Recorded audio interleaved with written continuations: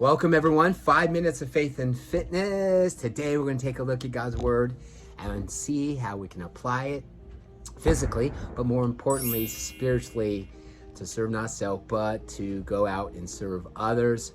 I want to take a look at James chapter 1, verse 5 through 8. It says, if any of you lack wisdom, let him ask of God, who gives to all liberally and without reproach. It will be given to him, but let him ask in faith, with no doubting. For he who doubts is like a wave of the sea, driven and tossed by the wind. For let not that man suppose that he will receive anything from the Lord. Is a double-minded man, unstable in all his ways. We doubt the Lord in so many different ways. We have a lot of doubt. Is this God speaking to me? Is it me just hearing my own self talking? We can also hear of God speaking to you, but we just don't go out and do it. That is doubting just as well. We see also that we get wisdom and trust themselves. A lot of times we trust our own opinion and trust in our own understanding and do the things that we think are comfortable. And we just don't trust what God's word is saying.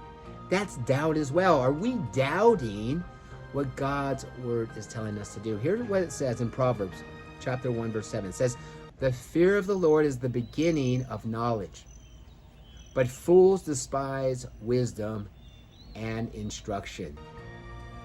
We so many times see God speaking to us through maybe other people. We see God speaking to us through maybe the radio. We see God speaking to us through different teachings, maybe at church.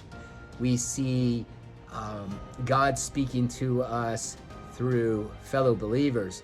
And so we see so many ways that God speaks to us, but then we doubt. We have this doubt in our mind, and we look at wisdom as going to get instruction from those wise people. Some of the wise people that we lift on a pedestal that don't even have wisdom from above. We look at wisdom as how smart they are, how many letters they have behind their name. And this is how we get wisdom. We lean on the understanding of other people, maybe social media, maybe news, maybe all these other people who we want to get instruction and wisdom from. And then if that all fails, then we'll ask God, God, can you help me? Can you help me in this area?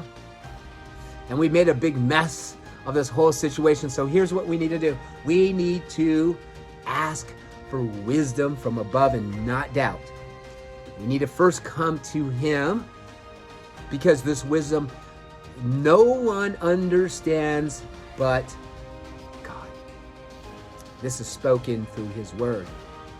And by being double-minded, the meaning half foot in the world and half foot in the church, or half foot believing the world, or half foot of believing what God's word says, that's double-minded. That means you're tossed all over the place. You're like in this big washing machine being twirled around. The waves are tossing you. I'm in this triathlon, and I know with water going, with just a little bit of white caps in the lake, that taking a big gulp of water doesn't feel good. And sometimes we feel like this every single day, just being drowned out by just suffocating from the world of the doubting and the fear. So what can we do? Keep it simple. Trust in what God's word is telling us to do. Proverbs 28:26 says, he who trusts in his own heart is a fool, but whoever walks wisely will be delivered. Don't trust in your own self. Don't listen to those that trust in your heart. Our heart is wicked.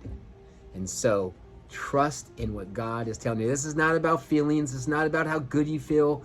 This is about the wisdom from above. And sometimes it is uncomfortable, but listen, we are called to be uncomfortable. So get comfortable with the uncomfortable. No excuses. Go out there and be that shining light and set yourself apart from the rest of the world. God bless.